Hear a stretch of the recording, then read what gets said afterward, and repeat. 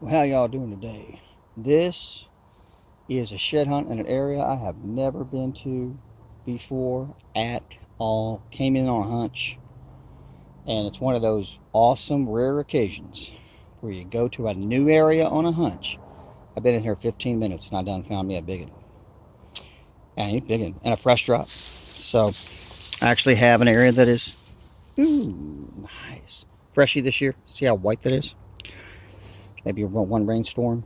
That's it. Nice and brown, what we call a freshy brown. Nice. By diameter, probably a 3-year-old, but really good genes. Look at that. Will you look at that? All right, I'm going to show you the area I'm in. This is what a lot of people would call, it's kind of a combination of bed down area, but it does have some fresh grass. So it's got nutrition. There's a few ponds around here.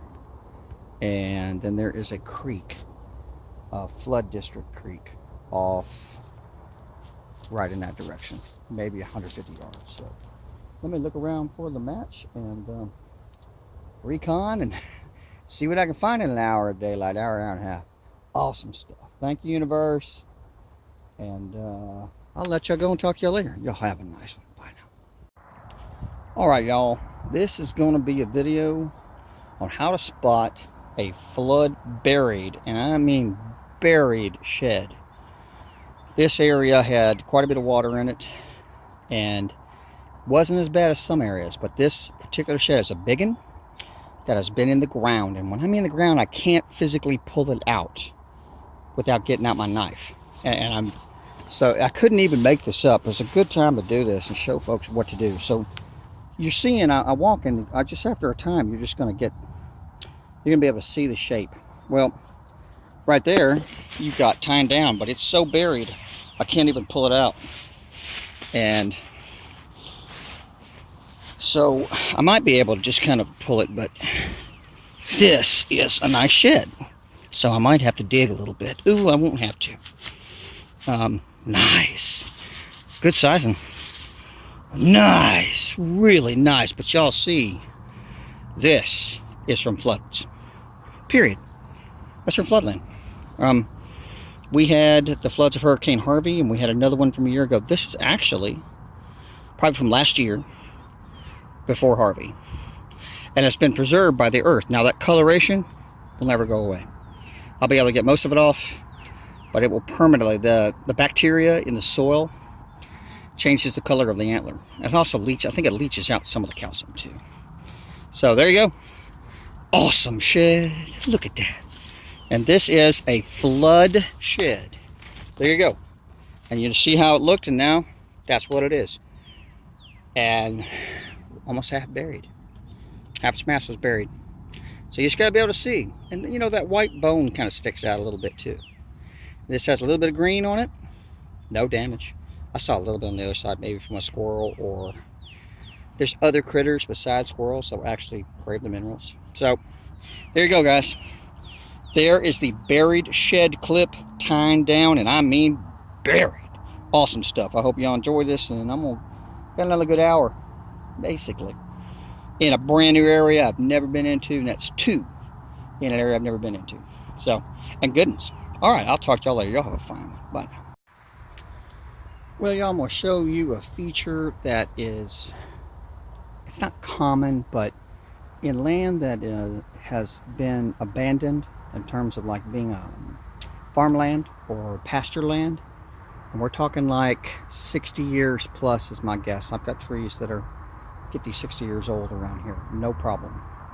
But lakes and ponds like this don't naturally occur here in Southeast Texas. Very rarely. There are a few exceptions. They're spring fed, and one day I'll probably do a video on one because I know where it is, and it's actually in a large nature preserve. But this, no, it's very doubtful that this is spring fed, and you would be able to tell.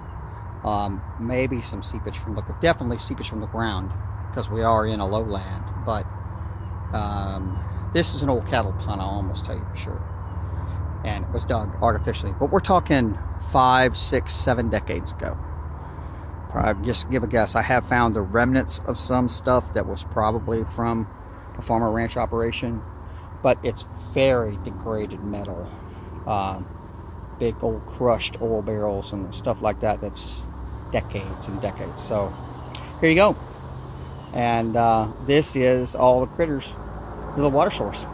And the noise you hear in the background is one of the busiest highways in Texas. But this is thick stuff. People just don't come in here. So, and we are in drainage area. That's all I'll say. So, there you go. There's your beautiful cattle pond. Don't know, I think the oxygen levels, if you look at all that algae, and the oxygen levels are probably too low to support many fish.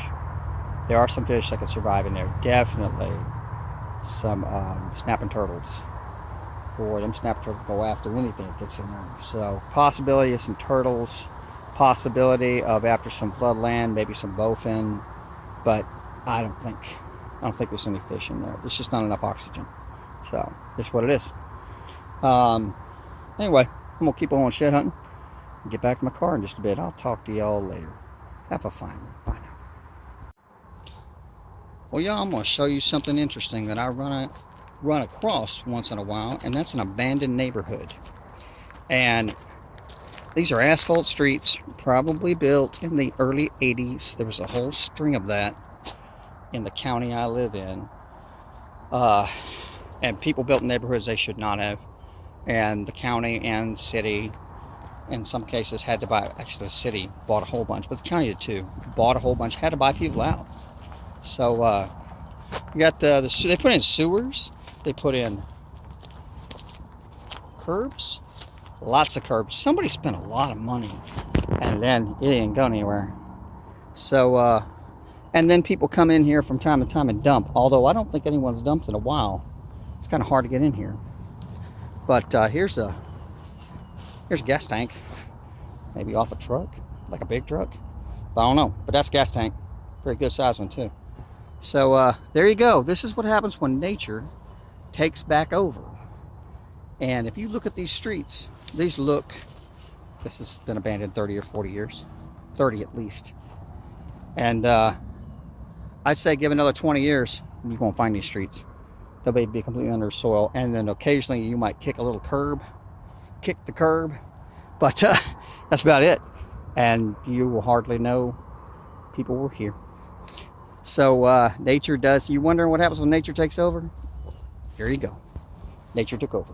So I'm gonna talk to you in a bit, and y'all have a nice one. Have a good one. Bye now.